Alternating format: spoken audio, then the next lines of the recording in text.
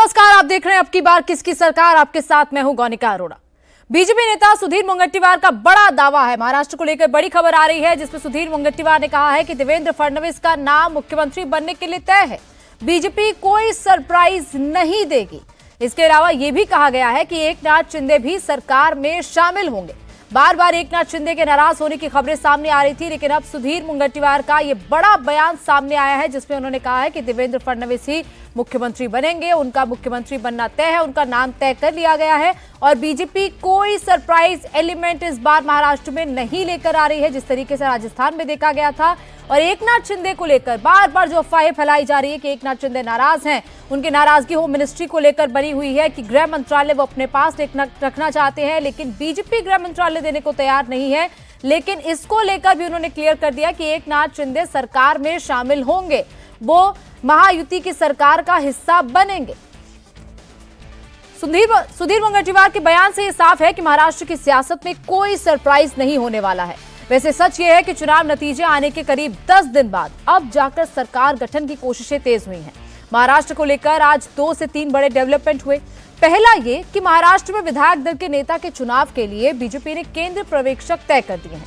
वित्त मंत्री निर्मला सीतारमण और गुजरात के पूर्व मुख्यमंत्री विजय रूपाणी 4 दिसंबर को मुंबई जाएंगे।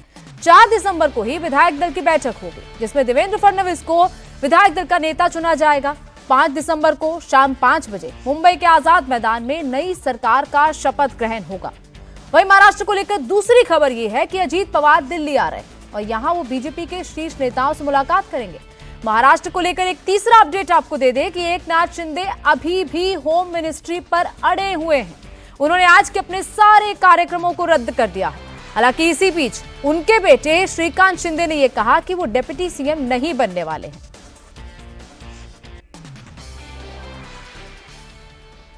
बीजेपी के नेता और महाराष्ट्र में पूर्व मंत्री सुधीर भाऊ मुनगंटीवार इस वक्त हमारे साथ में। सुधीर भाऊ, जिस तरह से अब केंद्रीय पर्यवेक्षक उनके नाम घोषित हो गए हैं, विजय रूपाणी और निर्मला सीतारमण मुंबई आएंगे और नेता चुना जाएगा, कब तक प्रक्रिया पूरी होगी?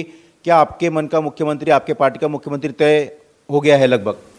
नहीं, साधारण रूप से निरीक्षक आने के बाद केंद्रीय स्तर पर इस बारे में जो चर्चा हुई, उस चर्चा के आधार पर विधायकों के बैठक में हमारे विधायक दल का नेता चयन होगा और उसके बाद 5 तारीख को 5 बजे उस दल के नेता का शपथ विधि होगा। जी, क्या कोई नाम है? विधायकों में कोई दुविधा है? क्योंकि चर्चा काफ़ी चल रही है, बीजेपी सरप्राइज देने में माहिर है। नहीं, देखो, कोई सरप्राइज़ नहीं है ऐसा मुझे लगता है व्यक्तिगत रूप से, और कोई हम सरप्राइज़ देने में माहिर है वगैरह ऐसा नहीं है। ये पार्टी है जिस पार्टी में पथ का अंतिम लक्ष्य नहीं है सिंहासन पर चढ़ते जाना, सब समाज को साथ लिए हमको है आगे बढ़ना। इस पार्टी में एक अपनी विजय की पताका, विकास का झंडा और प्रगति की इच्छा दूसरे व्यक्ति के हाथ में देकर वो व्यक्ति आगे निकलता है। तो मुझे लगता है कि आपने भी देखा कि 2013 में हमने माननीय प्रधानमंत्री नरेंद्र मोदी जी के हाथ में देश के प्रधानमंत्री के चुनाव की बागडोर दे दी, और नरेंद्र मोदी जी जैसे वो मीडिया में जो नाम चल रहा है, आपको लगता है कि उसी पर मोहर लग सकती है? ऐसा मुझे व्यक्तिगत रूप से लगता है। इसमें कोई सरकार चलाने के लिए एक अच्छा अनुभवी, ज्ञानी, समझदार, समंजस नेता की आवश्यकता होती है, तो वो सारे गुण उनमें है देवेंद्र जी में, तो मुझे कोई दूर तक शंका नहीं लगती। देवेंद्र जी का नाम लगभग तय है, औपचारिकता पूरी करनी है। तारीख कब का है? 4 तारीख बता रहे कि सभी विधायकों को कल तक शाम तक बताया गया है। अभी तक कोई मैसेज आया है? अभी मैसेज नहीं आ जाएगा ना, 5 के पहले तो सब हो जाएगा, कोई चिंता मत करो। अच्छा, एक चर्चा ये और भी थी कि ये इसलिए विलंब हो रहा है, शपथ विधि टल सकता है। आपने तो कहा कि 5 को है और वो सबको पता है कि 5 को तय है, लेकिन एकनाथ शिंदे नाराज है, होम डिपार्टमेंट मांग रहे, यूडी मांग रहे, फाइनेंस मांग रहे, अलग अलग डिपार्टमेंट मांग रहे, नाराजगी उनकी को लेकर खबरें आ रही है। क्या वाकई में इतने नाराज है कि वो सरकार का हिस्सा नहीं बन सकते? नहीं, मुझे जो जानकारी है, एकनाथ शिंदे जी का स्वभाव नाराज होने का कभी था नहीं। एकनाथ शिंदे जी नाराज है इस पर मेरा विश्वास नहीं है। मैंने उनके कुछ सहकारियों से भी बात की, उनसे तो बात नहीं हुई, मगर कोई नाराज़ी नहीं है। इच्छाओं को प्रकट करना इसको नाराज़ी नहीं कहते। उन्होंने शायद कोई विभाग के बारे में कोई इच्छा प्रकट की है, मगर इसका अर्थ ऐसा थोड़ी है। माननीय अमित भाई पे सबका विश्वास है। अमित भाई ये ऐसे व्यक्ति है जो माँ के हृदय से सब कार्यकर्ताओं को अपने साथ वाले जितने भी मित्र पक्ष के नेता हैं उनसे बात करते हैं। तो मुझे विश्वास है उन पे, उनका भी विश्वास है। तो अमित भाई जो कहेंगे वो होगा। जी, तो आपको लगता है कि वो मान जाएंगे? आपको लगता है कि सरकार में रहेंगे, उप मुख्यमंत्री रहेंगे, भले ही डिपार्टमेंट कोई भी उनके पास आओ, लेकिन बीजेपी उनका सम्मान करते हुए उनको डिपार्टमेंट देगी? देखो, सम्मान तो पक्का होगा। अब किसको क्या मिलेगा और क्या नहीं, ये तो कहने का अधिकार मेरा नहीं। ये आउट ऑफ सिलेबस प्रश्न है, इसका निर्णय मैं कैसे कर सकता हूँ? आपको लगता है कि वो इस मंत्रिमंडल का हिस्सा बनेंगी जो नई सरकार बनेगी? कोई आपत्ति क्या है? वो साथ में है, साथ में चुनाव लड़े तो हमारे साथ में रहेंगे वो। जी, आप भी सीनियर मंत्री है, आपने भी काफ़ी काम किया था। जब आप वन मंत्री थे तो 33 करोड़ अपने वृक्ष लगाए थे, काफ़ी काम किया था। आप भी रेस में हैं, आपका भी शपथ ग्रहण हो सकता है। हालांकि आपकी पार्टी निर्णय करती, मुझे मालूम है बहुत अनुशासन आपकी पार्टी है और आप भी इतने सहज नहीं बोलेंगे, लेकिन फिर भी आपको लगता है कि पार्टी विश्वास दर्शाएगी आपके ऊपर? वो मैं कैसे बता सकता हूँ? वो तो पार्टी निर्णय करती है भाई साहब, मैं कैसे कह सकता हूँ इस विषय पे लेकर। हाँ, ये बात सही है, मैं मूलतः इस पार्टी का हूँ, मैं कहीं से बाहर से तो नहीं आया। मेरे पिताजी आनी बानी में लोकशाही की रक्षा के लिए राष्ट्रीय स्वयंसेवक संघ के स्वयंसेवक के नाते 19 महीने जेल में रहे हैं। तो अब मैं राजनीति में हूँ, वो तो पार्टी तय करती है किसको क्या जिम्मेदारी देना है। लेकिन शानदार और बहुत विशाल जो है स्तर पर होगा शपथ ग्रहण समारोह। साधु संत महंत प्रधानमंत्री तमाम राज्यों के लोग आए। हाँ जी, इसका कारण ये है जनता ने इतनी बड़ी जीत दी है और जीत के बाद जनता को अभिवादन करना, उनको वंदन करना, ये तो हमारी जिम्मेदारी है। और इसके साथ आश्वस्त करना कि आपने जो आपका कीमती वोट दिया है, अनमोल वोट दिया है, आपके प्रगति विकास का जो आपके मन में संकल्प था, उस संकल्प को हम पूरी शक्ति के साथ हम निश्चित रूप से निभाएंगे। तो एकनाथ शिंदे की नाराजगी की खबरों को तो सुधीर मुनगंटीवार ने बिल्कुल खारिज कर दिया है। वहीं महाराष्ट्र के लिए जो 2 ऑब्जर्वर्स बनाए गए हैं उनमें से एक नाम विजय रूपाणी का है।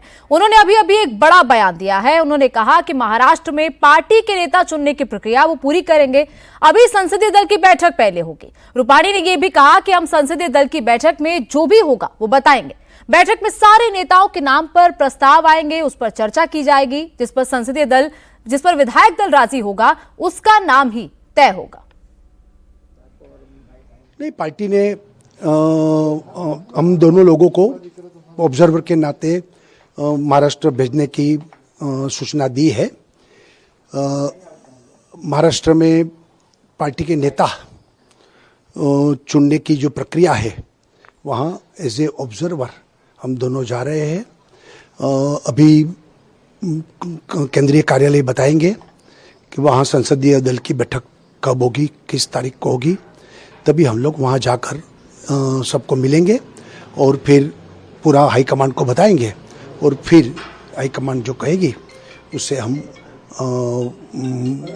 वहाँ के नेता चुनते हुए जाहिर डिक्लेयर करेंगे। इतनी बड़ी जीत महाराष्ट्र में मिली है, तीनों दल के विधायकों को सुनने के बाद नाम तय होगा, क्या किस तरह से प्रोसीजर होती है? नहीं, प्रोसीजर तो यही होती है कि सब संसदीय दल की बैठक होती है, उसमें सबका मत जानने की कोशिश करते हैं, जो प्रस्ताव आएंगे उस पर विचार होगा और बाद में अगर सब लोग सर्वानुमते बताएंगे तो उसको ही हम नेता की तौर पर डिक्लेयर करते हैं। वैसे पार्टी में तो कोई चुनाव तो नहीं होता है, सर्वानुमत और सब तय करते एक साथ उसको नेता बनाते हैं। सर, कब जा रहे हैं ऐसी कोई बात समझ? अभी और इसी खबर पर मेरे सहयोगी सचिन चौधरी मुंबई से मेरे साथ लाइव जुड़ गए हैं। सचिन, क्या इस वक्त अपडेट है एकनाथ शिंदे की नाराजगी को लेकर? क्योंकि बार बार ये कहा जा रहा है, सुधीर मुनगंटीवार से आपकी बातचीत हमने सुनी, उन्होंने कहा कि नाराज नहीं है, लेकिन अगर नाराज नहीं है तो देरी क्यों हो रही है? सिर्फ 3 दिन रह गए हैं शपथ ग्रहण समारोह में। ऐसे में जब तारीख तय है, वक्त तय है, जगह तय है, तो आखिर क्यों नहीं पता चल पा रहा है कि एकनाथ शिंदे क्या पूरी तरह चाह रहे हैं? एकनाथ शिंदे चाहते कि उप मुख्यमंत्री पद वो तभी स्वीकारेंगे जब उनको गृह मंत्री बनाया जाएगा, क्योंकि देवेंद्र फडणवीस उनकी सरकार में उप मुख्यमंत्री थे तो उनके पास गृह विभाग था और एकनाथ शिंदे ने ये बात भी कन्वे कर दी है बीजेपी के आलाकमान को कि अब तक बीजेपी शिवसेना के गठबंधन में जो तभी संयुक्त शिवसेना थी और अब नई जो शिवसेना बनी है उसमें शिवसेना को ये गृह मंत्रालय कभी नहीं मिला है। अगर हम बात करें तो पिछली सरकार में देवेंद्र फडणवीस के पास था, उसके पहले जो है जब उद्धव ठाकरे मुख्यमंत्री तो एनसीपी के पास था, जब बीजेपी शिवसेना की युति थी 1995 में तब जो है मुख्यमंत्री पद मनोहर जोशी के पास था, लेकिन गृह मंत्रालय जो है बीजेपी के पास था, गोपीनाथ मुंडे जो है गृह मंत्री थे और 2014 में भी ये देवेंद्र फडणवीस के पास ही था यूडी और होम डिपार्टमेंट। तो वो चाहते हैं कि होम डिपार्टमेंट उनको मिले, होम डिपार्टमेंट के साथ यूडी भी चाहते हैं, इंडस्ट्री भी चाहते हैं और पिछले बार उनके पास जो डिपार्टमेंट थे वो भारी भरकम डिपार्टमेंट भी वो चाहते हैं, जिसमें सामाजिक न्याय हो गया, ट्रांसपोर्ट हो गया, कृषि जो अजित पवार को दिया था उस पर भी उनकी एक मांग है कि जनता से जुड़े डिपार्टमेंट उनको चाहिए। तो इन तमाम कुछ पोर्टफोलियो है जिसको लेकर अभी भी बात फंसी है, लेकिन मुख्य मामला जो है वो गृह मंत्रालय को लेकर है, जिसको लेकर हो सकता है कि आज देर रात तक जो है अमित शाह की इन तमाम नेताओं से बात हो और इस मुद्दे को सुलझा लिया जाएगा, ये बीजेपी की तरफ से कहा जा रहा है। क्योंकि एकनाथ शिंदे उन नेताओं में से नहीं है जो कोई बिल्कुल कोई एकदम गलत निर्णय लेंगे या कोई बड़ा फैसला लेंगे, ऐसा उनके बोलने से भी और उनके नेताओं के बोलने से भी नज़र नहीं आ रहा है।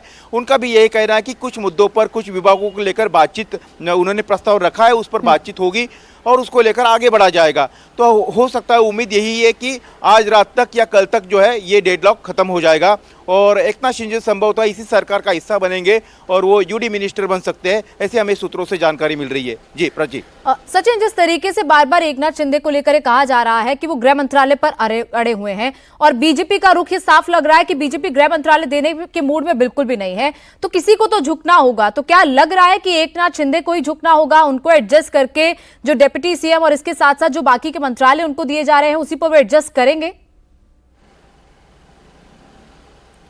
देखिए, अभी तक तो ये जानकारी है कि बीजेपी ने उनको साफ कह दिया है कि गृह विभाग जो है, क्योंकि उनके सरकार में जब वो अर्बन डेवलपमेंट मिनिस्ट्री जैसा बड़ा मंत्रालय उनको बीजेपी देने के लिए तैयार है और पिछली सरकार में भी जब शिंदे मुख्यमंत्री थे, अर्बन डेवलपमेंट मिनिस्टर थे, तो उन्हीं के सरकार में होम डिपार्टमेंट तो देवेंद्र फडणवीस के पास था और वो उप मुख्यमंत्री थे, तो अभी देने में उनको क्या हर्ज है। तो ये जो दावा है जो बीजेपी की तरफ से किया जा रहा है, लेकिन जो हमें सूत्र बता रहे हैं कि कहीं ना कहीं शिंदे होम मिनिस्ट्री के बहाने और जो अन्य जैसे जो बड़े मंत्रालय है जिसमें राजस्व मंत्रालय आता है, यूडी का डिपार्टमेंट जो देने के लिए तो उनको बीजेपी राजी है। इसके अलावा कृषि मंत्रालय जो पहले शिंदे शिवसेना के पास में था, लेकिन अजित पवार सरकार में शामिल होने के बाद धनंजय मुंडे को कृषि मंत्री बनाया गया है, जो पहले अब्दुल सत्तार के पास था, शिंदे शिवसेना के पास था वो मंत्रालय, तो वो मंत्रालय वो चाहते हैं। इसके अलावा ग्रामीण विकास जैसा बड़ा मंत्रालय जो जनता से जुड़ा हुआ है मंत्रालय, वो मंत्रालय वो चाहते हैं। आदिवासी तो बिल्कुल तमाम भारी भरकम मंत्रालय तो एकनाथ शिंदे चाहते हैं, लेकिन गृह मंत्रालय तो ये बीजेपी का रुख क्लियर है कि किसी भी कीमत पर वो शिवसेना को नहीं जाएगा। बहुत बहुत शुक्रिया सचिन हमारे साथ जुड़ने के लिए। और अब रुक करते हैं आज की दूसरी बड़ी खबर का। बांग्लादेश में हिंदुओं के खिलाफ हिंसा और मंदिरों पर हमले जारी हैं। कल भी बांग्लादेश में मंदिरों पर अटैक हुए और देवी देवताओं की मूर्तियां तोड़ी गई। बांग्लादेश में हिंदुओं पर हमले के खिलाफ आज दुनिया भर के 150 देशों में प्रोटेस्ट किया जा रहा है। दुनिया भर में इतने बड़े पैमाने पर प्रोटेस्ट के लिए कोऑर्डिनेशन का काम इस्कॉन कर रहा है। इस्कॉन से जुड़े लोगों के अलावा हिंदू समाज के लोग भी शांतिपूर्ण तरीके से धरना प्रदर्शन कर रहे हैं और बांग्लादेश सरकार की उदासीनता के खिलाफ गुस्सा जता रहे हैं। कोलकाता में भी इस्कॉन मंदिर के लोगों ने रैली निकाली और चिन्मय कृष्णदास ब्रह्मचारी को जल्द रिहा करने की मांग की।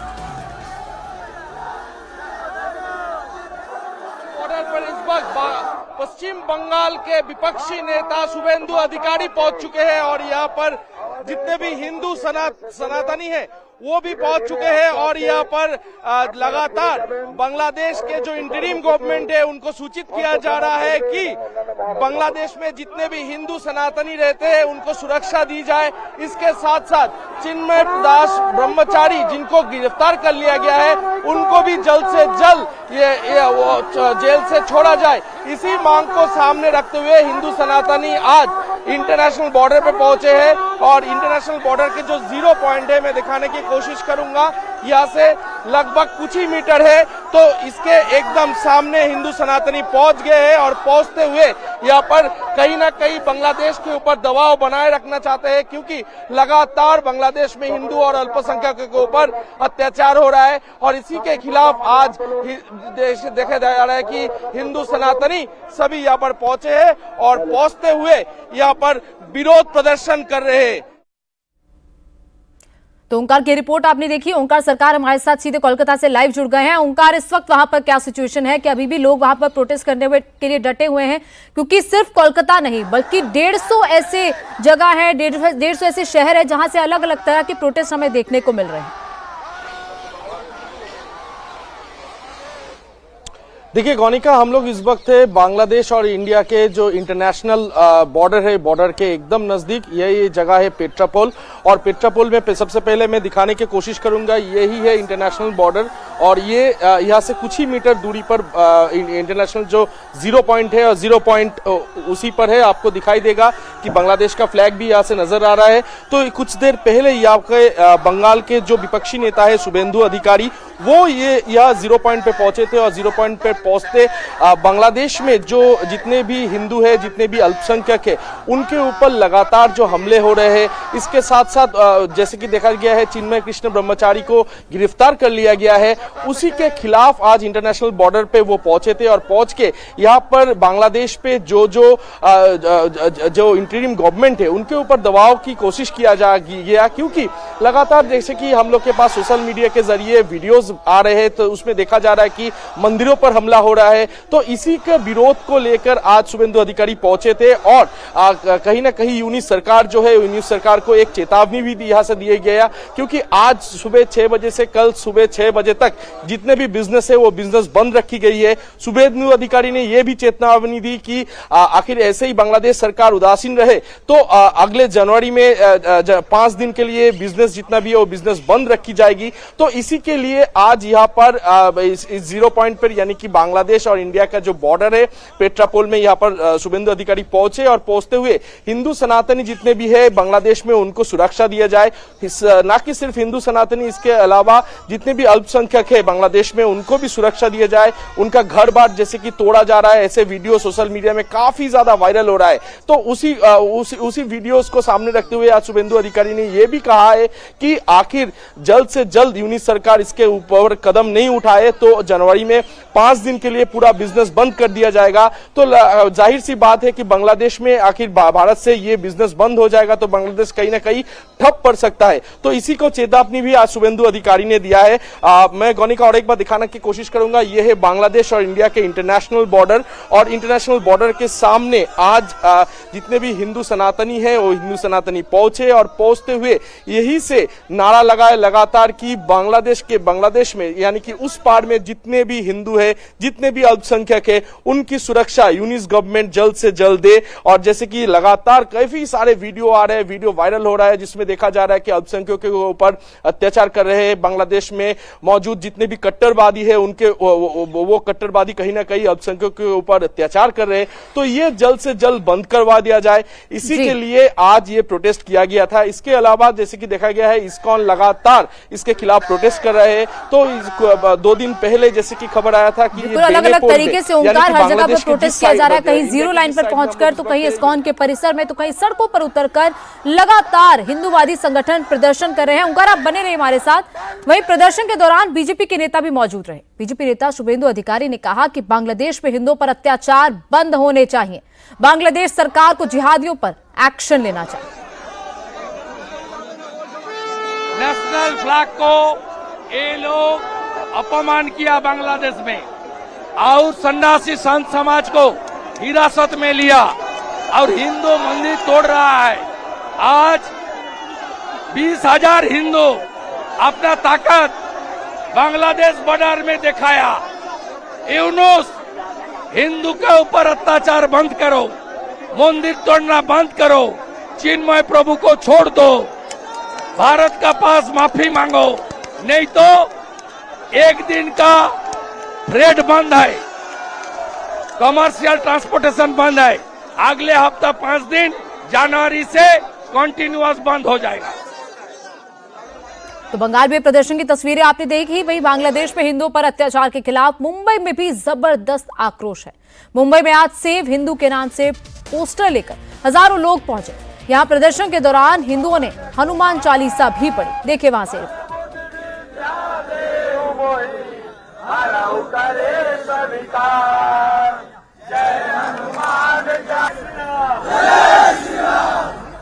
पिछले 6 महीने से जो तांडव चल रहा है बांग्लादेश में, ये जो आंदोलन शुरू हुआ था छात्रों द्वारा, यह आंदोलन आरक्षण को लेकर था। बांग्लादेश डिप्टी हाई कमिश्नर के दफ्तर के बाहर बड़े पैमाने पर हिंदू संगठनों का विरोध प्रदर्शन शुरू हो चुका है। जिस तरह से बांग्लादेश में हिंदुओं पर अत्याचार किया जा रहा है, जिस तरह से हिंदू संतों को गिरफ्तार किया गया, जिस तरह से हिंदू धार्मिक स्थलों पर पथराव किया जा रहा है, इन तमाम घटनाओं के विरोध में आज वीएचपी सहित तमाम हिंदू संगठन बांग्लादेश डिप्टी हाई कमिश्नर के दफ्तर के बाहर पहुंचे और इस पूरे दफ्तर में जाने का प्रयास भी इनकी तरफ से किया गया, बैरिकेड तोड़कर, लेकिन उन्हें रोक लिया गया है।